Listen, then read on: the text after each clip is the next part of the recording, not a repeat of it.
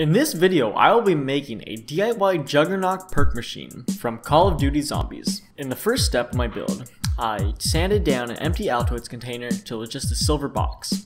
I then printed up a picture similar in size to the Juggernog machine and the box so I could then place on the box when I'm done. I caked on red paint mixed with a little black to give a nice rustic look to the box. Once I was finished, I got a small length of chopstick and marked it off where I wanted to cut it.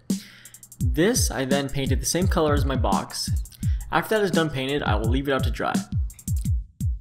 Once the box was finished drying, I got white paint and covered the top portion of the box. Once that was done and drying, I got 2 bottle caps and glued them together, doing my best not to burn myself. I then broke off 2 small lengths of toothpick. I glued it to the bottle caps on both sides. Once the glue was hardened, I then painted with a white paint until it was completely covered.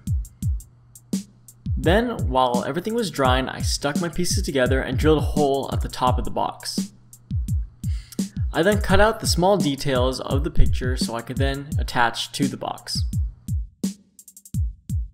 I did so by applying small amounts of paint and sticking the paper on so that the paint would not bleed through the paper and discolor the ink. Once I was done, I caked more paint around the edges to blend it to the actual paint of the box. I let that dry and kept adding more layers until it would look seamless. I then got a smaller brush and added closer to the writing so it looked like just the writing was attached to the box and not a square, and to leave out any lines of imperfections. I then cut out any other details from the picture and stuck it to the box.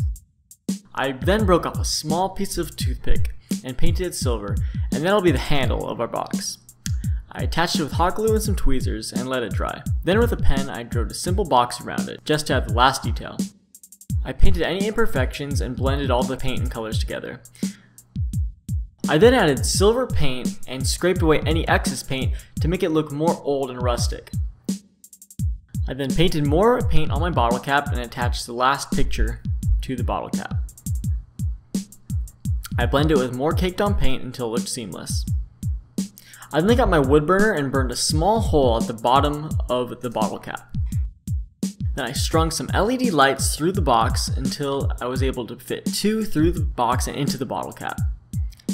I then secured it with more hot glue and let that out to dry. And there we have it, a complete DIY Juggernog machine. The only thing I would do differently about this project is get brighter LEDs to give a more bright, luminous glow to the machine. But other than that, it is finished. Thank you for watching.